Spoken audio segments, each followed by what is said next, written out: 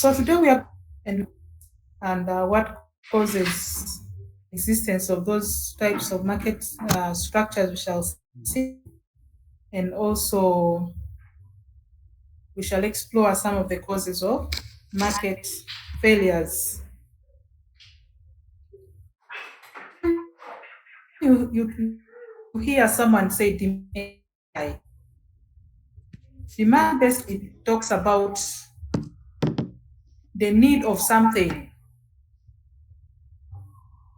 When something is needed somewhere, it is on demand. That's in layman's language. And then supply is getting that something available. For example, if there is a good that is needed in the market, it is what we call the demand for that good. And once that good is brought to the market and people are able to buy it, then that is now what we call the supply. So the demand for a food item or any healthcare item basically talks about the quantity of the food consumers that can purchase at various prices during a specific period of time. And then the supply talks about the quantity of the food producers that are willing and able to offer for sale at various prices during a specific period of time. So when we talk about demand, we are looking at basically the consumers, and then supply is basically concerned with the producers, because these are the people that bring the goods to the market. And the consumers are the ones that demand for these goods. They want to buy these products. The demand curve basically shows us the quantity of the specific food item as it changes with its prices. And it usually occurs in a downward sloping curve, which indicates that as the prices fall, more of a food item is demanded. When the prices of goods, but if the price of good is high, there's going to be a low demand for that good, because you find that it's going to select out those who cannot afford the good and will only favor those that can actually afford to buy the good at a high price.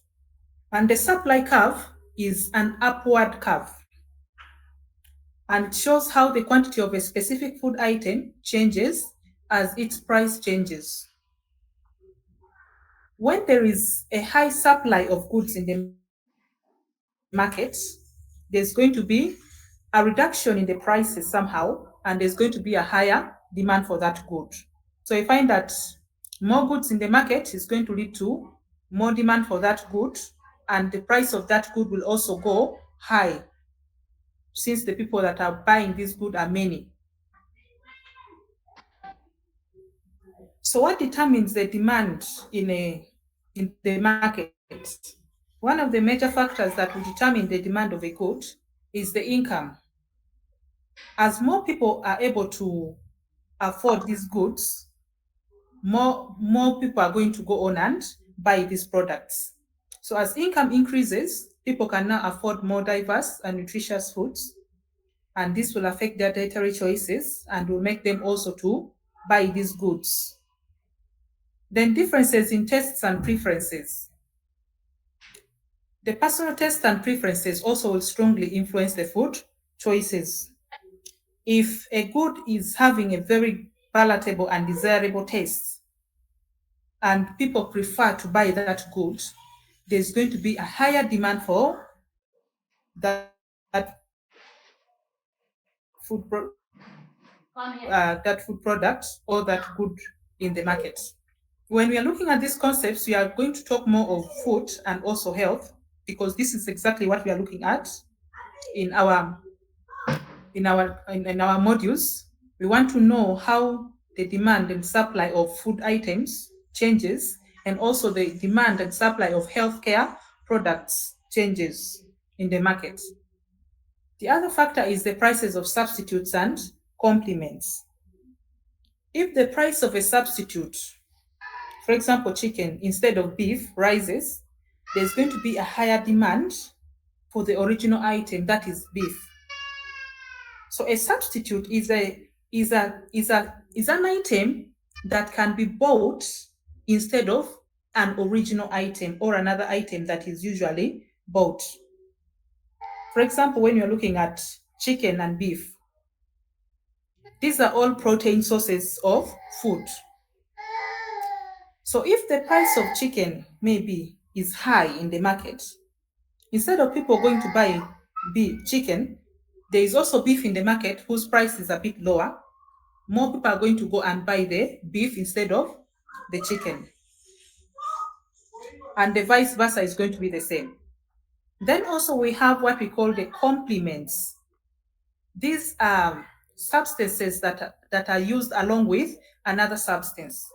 For example, when you're looking at ketchup for fries, we know that chips or fries are eaten with tomato sauce or ketchup. So if the price of a complement, for example, the ketchup rises, there's going to be a reduced demand. And if this good is made available in the market, the price is also going to go high because the production costs were high. So they want to meet up with the costs of production and an additional profit, including the transportation costs. Then there is also the influence of technology. Technology has come with a lot of advancements, which has made increase in food production and also reduction in costs more prominent. We are having more companies and industries that can process various food items into other substituents that can be consumed over time, whose shelf life is a bit longer also. So you find that with the coming of technology, there has been reduction in the prices of some goods because these goods can easily be processed with these industries. And of course, that means there is going to be a higher supply of these goods in the market. And when there is a high supply, there's going to be also increased demand for these goods since there's reduced cost. And the market is going to be a bit more friendly to the consumers. Weather conditions also determine the supply of goods. There are some food products that are highly affected by extreme weather conditions. For example, when there is a lot of sunshine, we know that the agriculture is not going to be very strong because the too much sunshine on heat destroys the crops, leads to wilting, and most of these crops are not going to yield well. And that is going to lead to a reduction in the supply of these goods in the market. Same applies to extreme rain. Extremes of the weather conditions, either very high temperatures or very low temperatures still, you find that there's going to be a disruption of the food chain. And the supply of these goods is also going to be affected. We would love more when there is actually a moderation of the weather conditions so that there is some rainfall and there's also some sunshine. Because for crops to grow well, we know that both of these are very important. Then also policies. The government policies and regulations have a very high impact on food supply.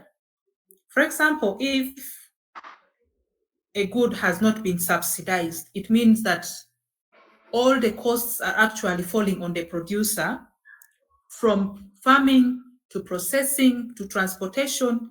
And on top of that, the government is taxing these goods. Every good that gets into the market is taxed. So that means that there's going to be a very high cost of production of this good, and there's going to be an increase in the price of this good in the market. And when the price of a good is very high, it's going to affect the demand. There's going to be a bit of a reduced demand for this good. People are going to look for substitutes and alternatives for this particular good that is very expensive as a result of government policies and regulations. And this is very practical with our context in South Sudan. We find that the traders are really taxed very high, and none of the goods are actually subsidized. And this leads to a very high prices in the market. And this puts a burden on the consumers. A few can afford these goods. So the demand for these goods are reduced. The supply is there, but also the prices are very high. Consumer and producer surplus. By consumer surplus, we mean the difference between what the consumers are willing to pay for a food item and what they are able to actually produce. And this represents the consumer benefits. And then the producer surplus talks about the difference between what producers receive for a food item and their production costs. And this one basically reflects the producer benefits. And when we get this together, we find that these surpluses in the consumer and the producer will illustrate the overall economic benefits of trade in a food market.